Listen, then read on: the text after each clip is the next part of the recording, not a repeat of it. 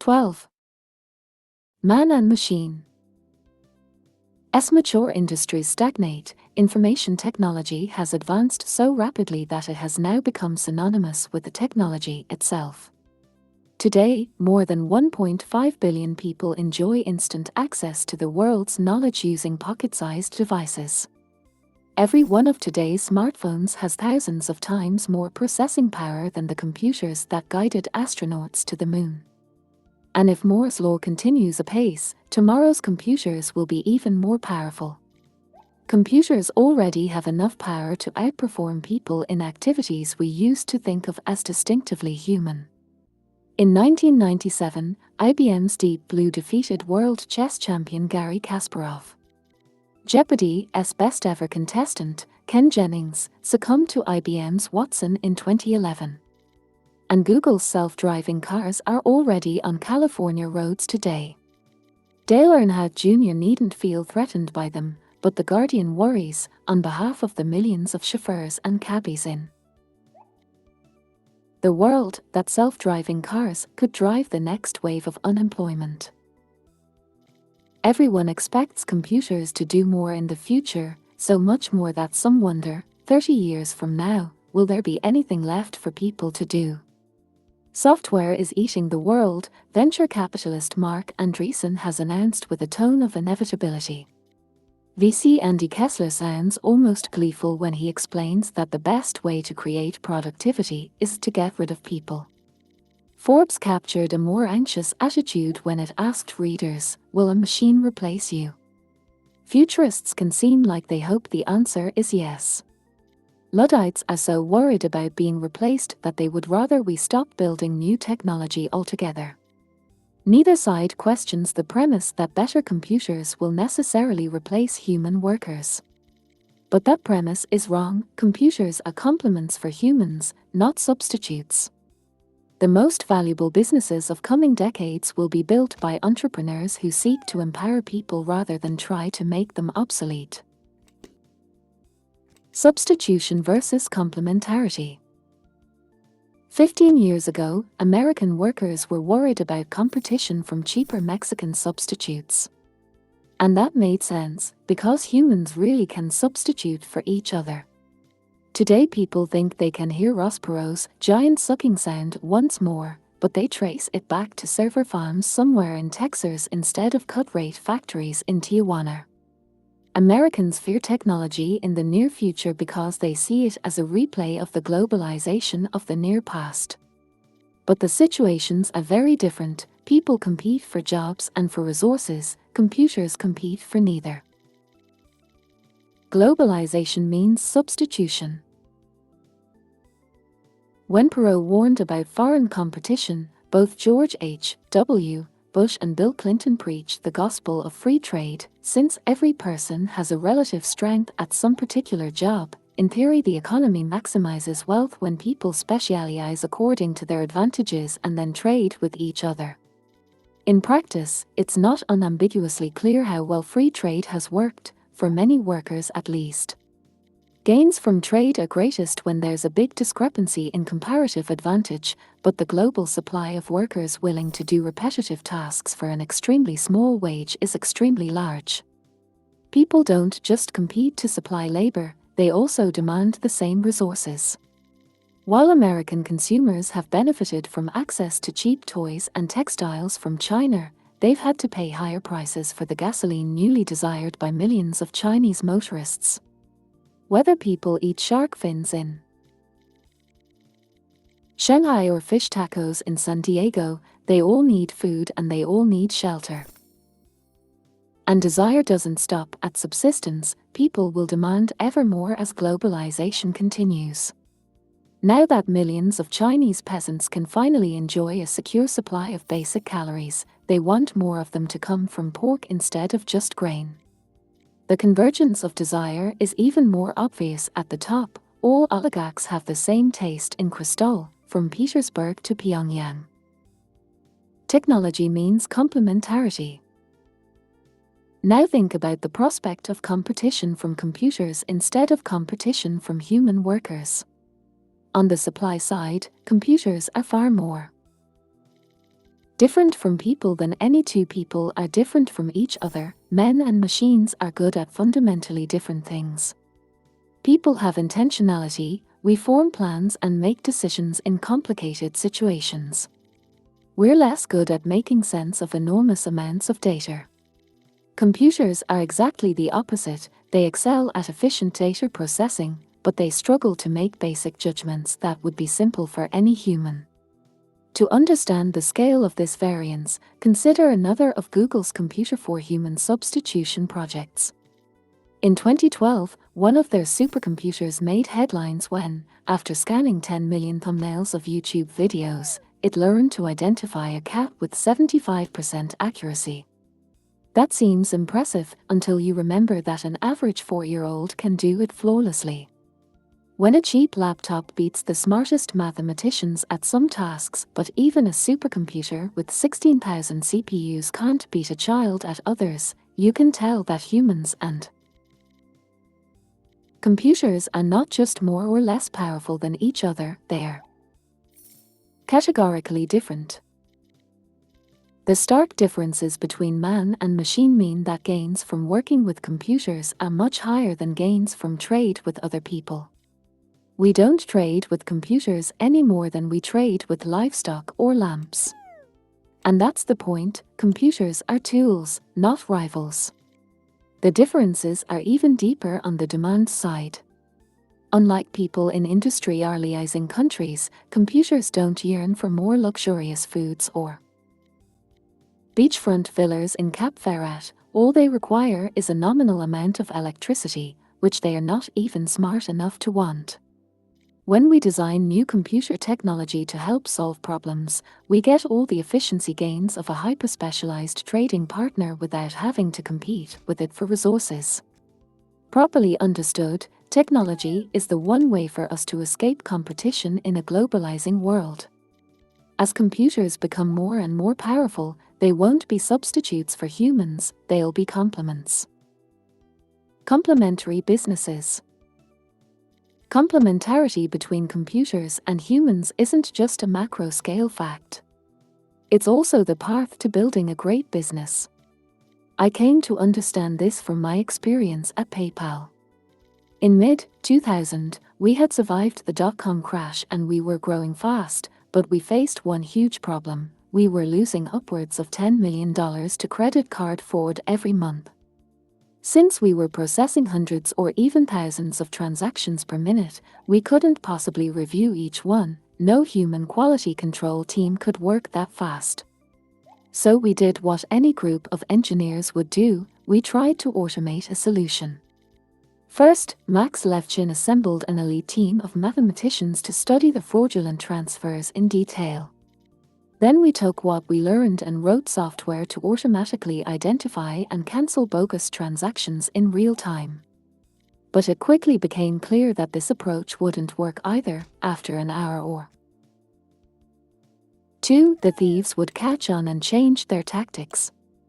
We were dealing with an adaptive enemy, and our software couldn't adapt in response.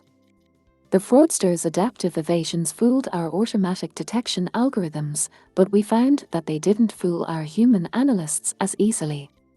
So Max and his engineers rewrote the software to take a hybrid approach. The computer would flag the most suspicious transactions on a well-designed user interface, and human operators would make the final judgment as to their legitimacy. Thanks to this hybrid system, we named it Igor, after the Russian fraudster who bragged that we'd never be able to stop him. We turned our first quarterly profit in the first quarter of 2002, as opposed to a quarterly loss of $29.3 million 1 year before.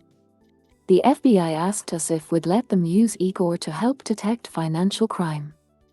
And Max was able to boast, grandiosely but truthfully, that he was the Sherlock Holmes of the Internet underground. This kind of man-machine symbiosis enabled PayPal to stay in business, which in turn enabled hundreds of thousands of small businesses to accept the payments they needed to thrive on the Internet. None of it would have been possible without the man-machine solution, even though most people would never see it or even hear about it. I continued to think about this after we sold PayPal in 2002. If humans and computers together could achieve dramatically better results than either could attain alone, what other valuable businesses could be built on this core principle? The next year, I pitched Alex Karp, an old Stanford classmate, and Stephen Cohen, a software engineer, on a new startup idea. We would use the human-computer hybrid approach from PayPal's security system to identify terrorist networks and financial fraud. We already knew the FBI was interested, and in 2004 we founded Palantir, a software company that helps people extract insight from divergent sources of information. The company is on track to book sales of $1 billion in 2014, and Forbes has called Palantir's software their killer app for its rumored role in helping the government locate Osama bin Laden. We have no details to share from that operation, but we can say that neither human intelligence by itself nor computers alone will be able to make us safe. America's two biggest spy agencies take opposite approaches. The Central Intelligence Agency is run by spies who privilege humans. The National Security Agency is run by generals who prioritize computers. CIA analysts have to wade through so much noise that it's very difficult to identify the most serious threats. NSA computers can process huge quantities of data, but machines alone cannot authoritatively determine whether someone is plotting a terrorist act. Palantir aims to transcend these opposing biases. Its software analyzes the data the government feeds it, phone records of radical clerics in Yemen or bank accounts linked to terror cell activity, for instance, and flags suspicious activities for a trained analyst to review. In addition to helping find terrorists, analysts using Palantir's software have been able to predict where insurgents plant IEDs in Afghanistan, prosecute high-profile insider trading cases, take down the largest child pornography ring in the world, support the Centers for Disease Control and Prevention in fighting foodborne disease outbreaks, and save both commercial banks and the government hundreds of millions of dollars annually through advanced fraud detection. Advanced software made this possible, but even more important were the human analysts, prosecutors, scientists, and financial professionals without whose active engagement the software would have been useless.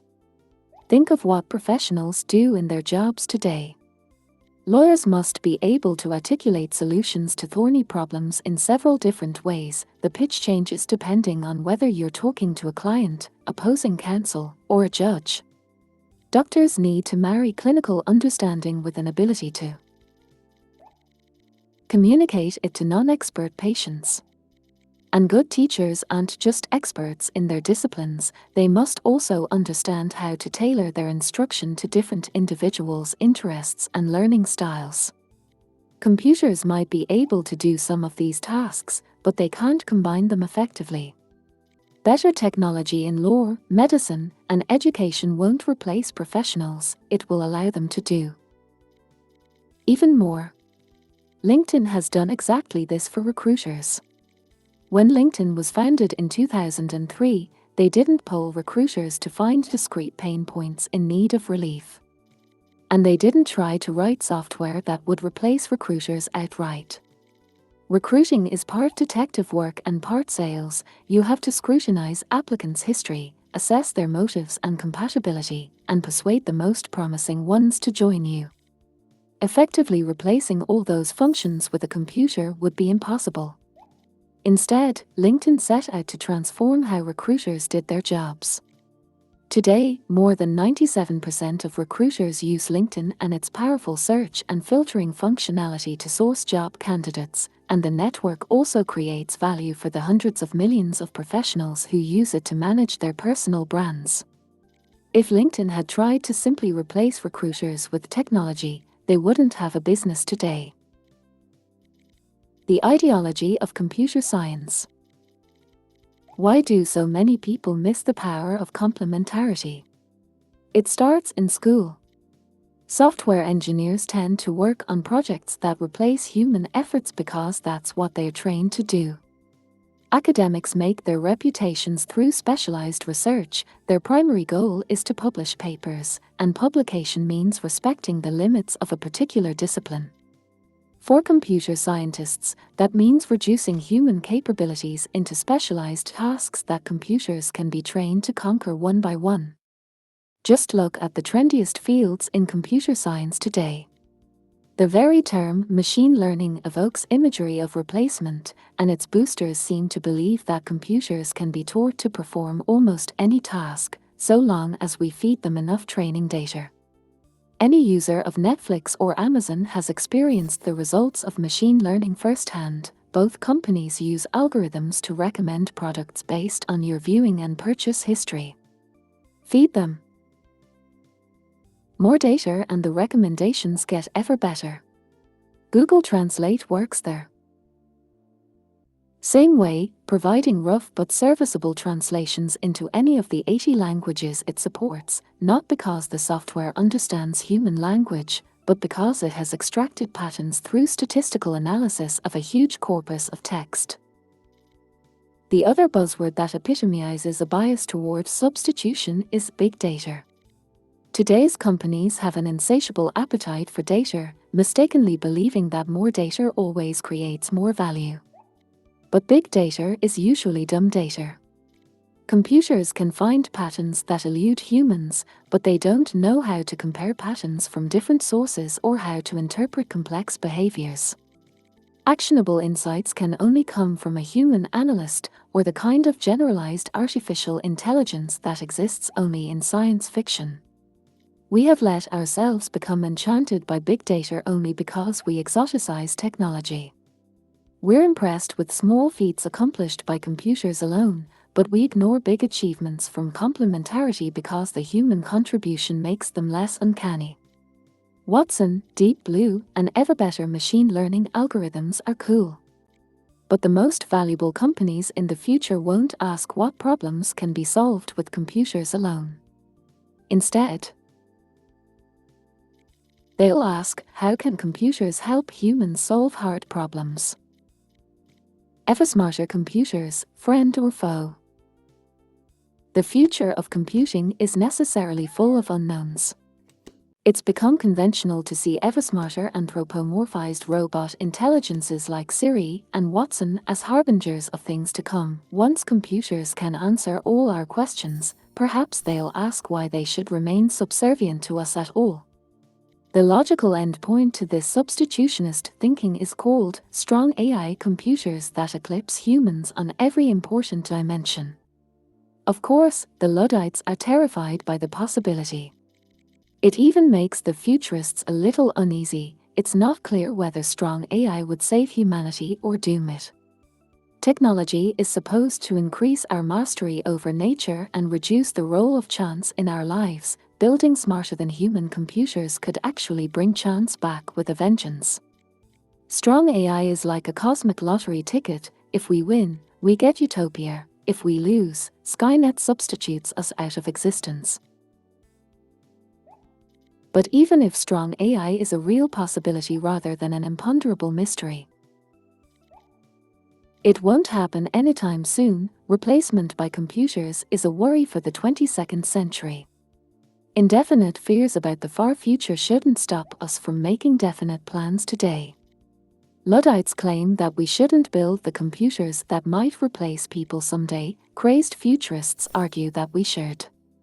These two positions are mutually exclusive, but they are not exhaustive. There is room in between for sane people to build a vastly better world in the decades ahead.